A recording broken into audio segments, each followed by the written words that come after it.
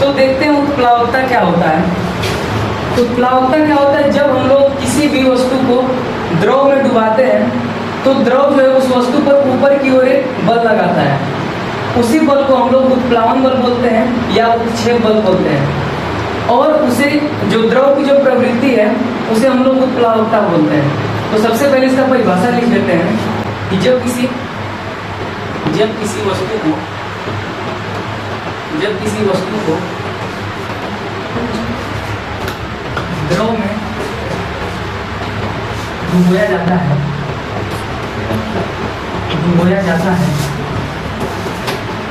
तो द्रव द्वारा वस्तु पर ऊपर की ओर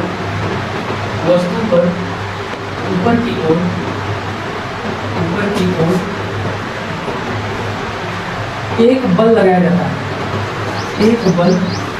लगाया जाता है।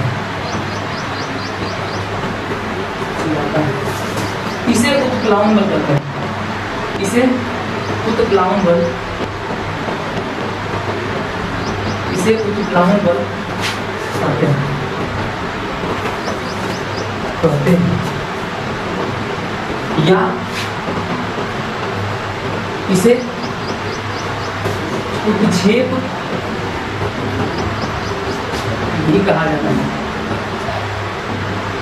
है। तो द्रव द्वारा जो ऊपर की ओर बल लगाया जाता है वस्तु पर, यह हम लोग का कहलाता है उत्प्लावन बल, और इसे उत्क्षेप भी हम लोग कह सकते हैं। अब जो भी द्रव यहाँ पर वस्तु पर ऊपर की ओर बल लगा रहा है, द्रव का यह जो प्रॉपर्टी है या जो द्रव की प्रवृत्ति है, यह प्रवृत्ति हम लोग की कहलाती है उत्प्लावकता। तो यहाँ पे एक लाइन और मेंशन कर सकते हैं कि द्रव की प्रवृत्ति इसी प्रवृत्ति को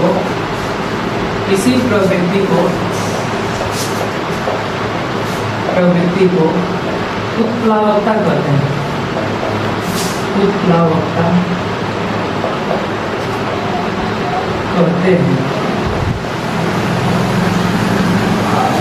तो इस प्रकार हम लोग बहुत ही आसान शब्दों में उत्प्लावकता का परिभाषा समझ चुके हैं।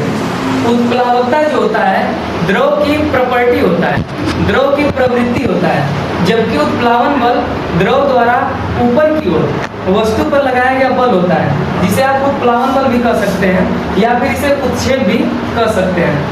तो आइए इसे हम लोग देखते हैं फिगर के माध्यम से कि उत्प्लावन बल यहाँ पर किस प्रकार से वर्क करता है।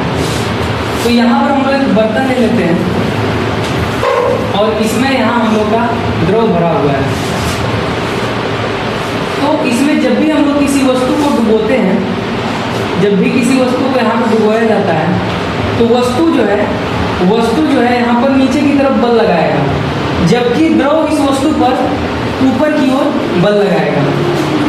जब हम लोग इस वस्तु को इस द्रव में डुबोते हैं तो यहाँ पर जो वस्तु द्वारा बल होगा वो नीचे रहेगा। अब वस्तु नीचे जाएगी तो जाहिर सी बात है कि बल नीचे रहेगा, और जितना नीचे ये जाएगी यहाँ पर द्रव उसके अपोजिट डायरेक्शन में ऊपर की ओर बल लगाएगा। तो अब ये जो ऊपर की डायरेक्शन में जो बल लग रहा है वस्तु के डायरेक्शन के विपरीत वाला बल, यही हम लोग का उत्प्लावन बल कहलाएगा। अब यहाँ पर उत्प्लावन बल से हम लोग को क्या देखने को मिलता है? उत्प्लावन बल से हम देखते हैं कि जो वस्तु का भार है द्रव के भीतर आने पर ये कम हो जाता है, हल्का हो जाता है। तो हमें किसी भी वस्तु का जो है भार हल्का इसलिए महसूस होता है क्योंकि यहाँ पर जो द्रव है ये वस्तु पर ऊपर की ओर बल लगा रहा होता है। तो यहाँ पर हम लोग ये देखते हैं उत्प्लावन बल किस प्रकार से द्रव में कार्य करता है। जब हम लोग किसी भी वस्तु को द्रव में डुबोते हैं तो यहाँ पर दो तरीके का बल यहाँ पे काम करता है। एक बल जो होता है जो वस्तु के भार के कारण नीचे की ओर लग रहा होता है, और एक जो बल है उत्प्लावन बल, ये हम लोग का द्रव द्वारा ऊपर की ओर लगाया गया बल होता है। अर्थात वस्तु जो है अपने भार के कारण नीचे एक बल लगाती है और यहाँ पे द्रव द्वारा ऊपर की ओर एक बल लगाया जाता है, जिसे हम उत्प्लावन बल बोलते हैं। हम लोग यहाँ पे समझने के लिए मान सकते हैं कि F1 क्या है? उत्प्लावन बल, उत्प्लावन बल, और F2 को मान लेते हैं ये हम लोग का है वस्तु द्वारा लगाया गया बल, लगाया गया बल। तो हमें यहाँ पे ये समझ कि जो वस्तु द्वारा लगाया गया बल होता है वो नीचे की ओर लगता है, और उत्प्लावन बल का जो मान होता है ये ऊपर की ओर लगता है। तो ऊपर की ओर जो बल लगाया गया उसे हम लोग F1 मान लिए हैं, और जो बल नीचे लग रहा है उसे हम लोग F2 मान लेते हैं। यहाँ पर 2-3 कंडीशन होता है। कई बार एग्जाम में पूछा जाता है कि वस्तु किस कंडीशन में द्रव के बीच में तैरेगी, किस कंडीशन में ऊपर तैरेगी और किस कंडीशन में डूब जाएगी। तो आइए समझते हैं, इसका 3 कंडीशन है, 3 इसकी शर्तें हैं। पहला कंडीशन ये है, क्या होगा यदि F1 ग्रेटर देन F2 हो जाए। F1 को हम लोग क्या माने हैं, उत्प्लावन बल। F2 को क्या माने हैं, वस्तु द्वारा लगाया गया बल।